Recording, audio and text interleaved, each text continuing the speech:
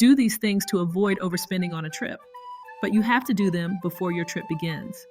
If you've already seen my first video entitled How to Afford a Trip and employed those suggestions, then you've done the hard work. You found the money by modifying your eating out habits, reducing online impulse buying, ignoring instant gratification, establishing a travel savings account at your bank, etc. Excellent. Now let's look at how you can stretch that money by making some boss moves before you leave home. Know the exchange rate. Before you go overseas, know the exchange rate for your destination's currency. Otherwise, you'll never know exactly how much you are paying for something, and this rarely works in your favor. Use trusted sources like Xe.com or talk to your bank. Skip the airport exchange. Airport currency exchange kiosks usually have terrible rates and hidden fees. Well, there's one exception. Cash is king, sometimes. If your destination is cash dominant, get a little cash at the airport ATM to start off with, but not too much. Just for tips, snacks, street vendors, etc. Make sure you have a chunk of money in small denominations. Small vendors often can't break large denominations. Bank ATMs. Bank ATMs are your friend overseas for better rates. When the ATM asks, always choose to be charged in the local currency, not your home currency. This helps you avoid extra conversion fees and gets you your bank's potentially better rate. And do use an ATM at the bank, preferably when the bank is open. If the machine eats your card, you have a better chance of getting it back. This actually happened to me. Before I go on, I have to tell you that I'm a small channel just trying to grow up. I really need 500 subscribers. Will you be one of them? Please hit the subscribe button. It keeps me encouraged. Thanks. Notify your bank. Call your bank before you leave and let them know your travel plans. You don't want a frozen card halfway around the world. Credit card savvy.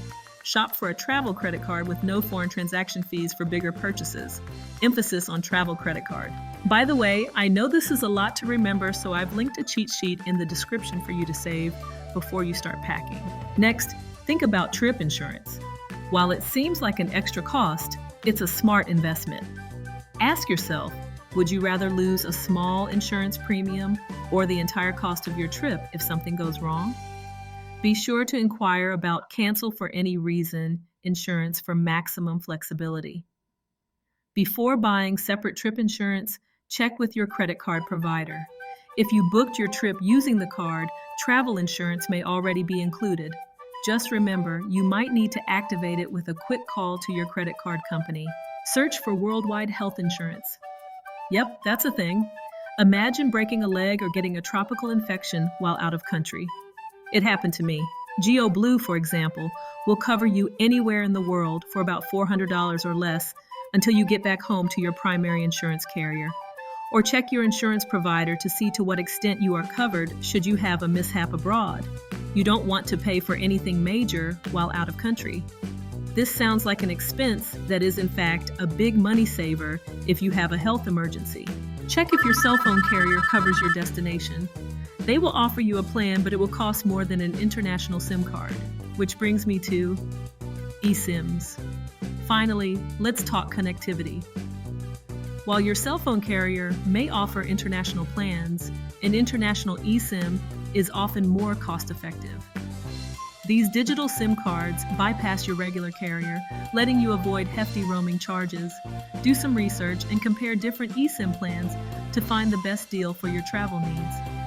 Have you learned at least one thing in this video that you didn't know before? Are these good suggestions? Not so good? Let me know in the comments. That's really helpful.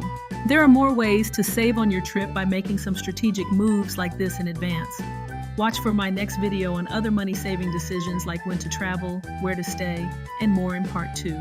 Because these things are hard to remember, I've recapped them in the link below.